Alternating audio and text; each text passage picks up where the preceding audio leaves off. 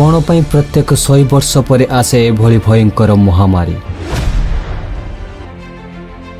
एबे पूरा दुनिया कोरोना डर रे भयभीत। वर्तमान पूरा विश्व रे वैज्ञानिक माने टीका प्रस्तुत करिबारे लागिछंती, किंतु सेमाने एबे भी सफलता पाई पारि नाहंती। आज आमे एते एडवांस टेक्नोलॉजी ऊपर डेवलप करी मध्य कोरोना पाई मेडिसिन बाहर करि पारि नाहु। थरे भाबी देखंतु आज ठार हजार वर्ष तले कोनोछि महामारी या भाइरस जगु कौन होइथिबो। इतिहास रे एभली घटना बहुत थर होइछि। भयंकर महामारी आसीछि जहा फल रे ए महामारी बहुत देशर रंग बदली देछि।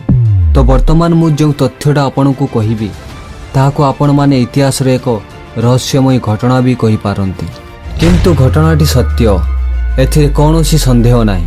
किंतु एभली महामारी जेबे भी आसीछि मनीष मानकु तळी तळांत करि देछि। प्रत्येक 100 वर्ष अंतराल रे आसे एक महामारी। पूरा दुनिया प्रत्येक 100 वर्ष पर एक नुआ महामारी रे आक्रांत होता है। जेपरी वर्तमान पूरा दुनिया कोरोना रे आक्रांत अछि। प्रत्येक 100 वर्ष पर मनीष मानक एक नुआ महामारी रो औषध खोजिबा को पड़े। आउ ये घटना थरे नुहे, यह दीर्घ 400 वर्ष रो होई आसुअछि। किंतु एथिरे गोटे कॉमन कथा होछि 20। जेपरी कि 1720, 1820, 1920 रे। तो आसंतु जानिबा एई 400 वर्ष रे केउ केउ महामारी आउ केते केते लोकंकर जीवन नेइछि।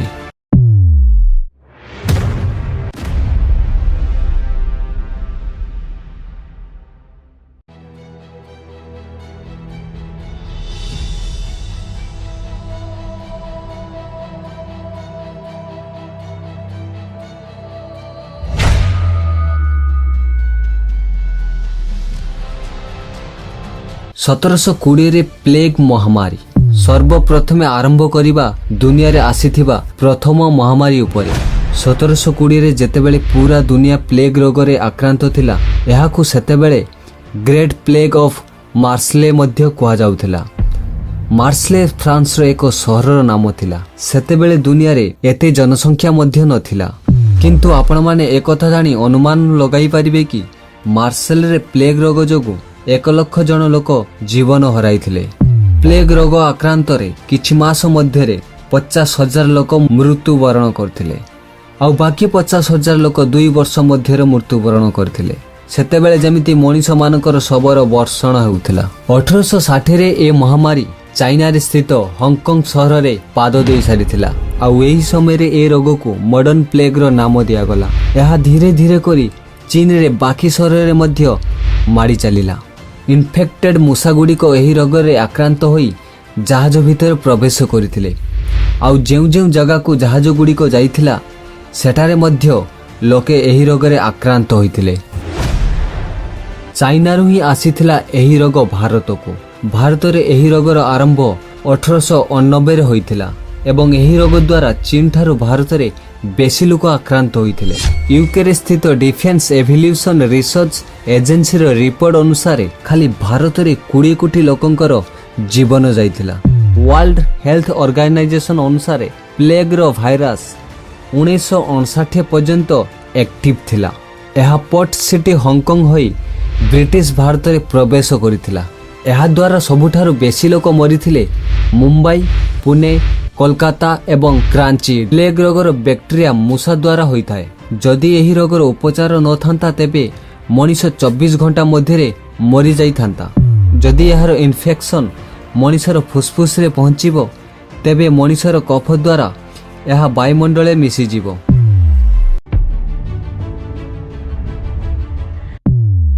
अठारश 20 रे कलेरा महामारी। 1720 पर ठीक 100 वर्ष पर 1820 मसीह रे कलेरा महामारी पूरा विश्व रे चांचल्य सृष्टि करि देथिला। 1820 रे एशिया महादेश रे ए महामारी बहुत बड़ आकार धारण करिथिला एवं एही महामारी रे जापान, भारत, बैंकॉक, जाहुया, भूटान, मॉरिशस, सीरिया एवं ओमान ए सब देश गुड़िक महामारी रे आक्रांत होइथिले। एवं कलेरा महामारी जगु खाली भारत रे 1 लाख लोक मृत्युवरण करथिले। सबुठारु बेसी लोक मृत्युवरण करथिले थाईलैंड, इंडोनेशिया एवं फिलिपिन रे।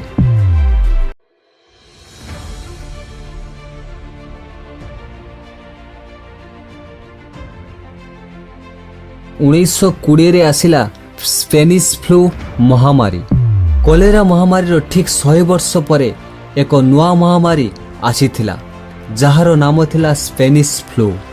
ଏ ମହାମାରୀ 1820ରେ ଆସିଥିଲା, କିନ୍ତୁ ଏହାର ସବୁଠୁ ବେଶୀ ପ୍ରଭାବ ପଡ଼ିଥିଲା 1920ରେ, ଯେତେବେଳେ ପ୍ରଥମ ବିଶ୍ୱଯୁଦ୍ଧର ଆରମ୍ଭ ହୋଇଥିଲା।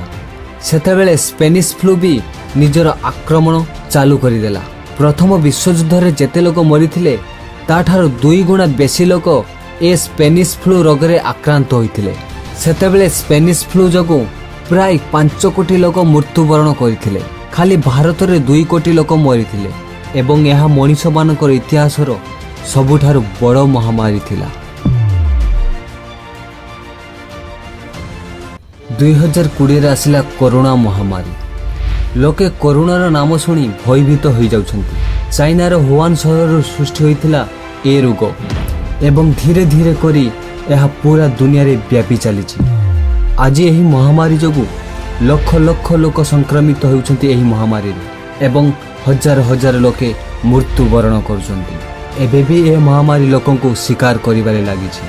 ବୈଜ୍ଞାନିକମାନେ ଏହାର ଟୀକା ବାହାର କରିବା ପାଇଁ ପ୍ରଚେଷ୍ଟା କରୁଛନ୍ତି, କିନ୍ତୁ ଆଜି ପର୍ଯ୍ୟନ୍ତ ଏହା ସଫଳ ହୋଇପାରିନାହିଁ। ଆଜି ପୁରା ଦୁନିଆରେ ଲୋକେ ନିଜେ ନିଜେ ଘରେ ବନ୍ଦୀ ଅଛନ୍ତି। ଘରୁ ବାହାରକୁ ବାହାରିବା ପାଇଁ ବି କଷ୍ଟକର ହୋଇପଡ଼ୁଛି।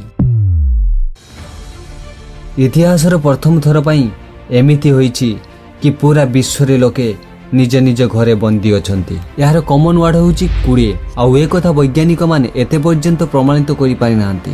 ତ ବନ୍ଧୁମାନେ, ଆପଣମାନଙ୍କର ଏ କଥା ଉପରେ ପ୍ରତିକ୍ରିୟା କ'ଣ କମେଣ୍ଟ କରି ନିଶ୍ଚୟ ଜଣାଇବେ। ଭିଡ଼ିଓକୁ ଆରମ୍ଭରୁ ଶେଷ ପର୍ଯ୍ୟନ୍ତ ଦେଖିଥିବାରୁ ଆପଣଙ୍କୁ ଅନେକ ଅନେକ ଧନ୍ୟବାଦ। ପ୍ଲିଜ୍ କମେଣ୍ଟ କରନ୍ତୁ, ସେୟାର କରନ୍ତୁ ଏବଂ ଚ୍ୟାନେଲଟିକୁ ସବସ୍କ୍ରାଇବ୍ କରିନିଅନ୍ତୁ। Thank you.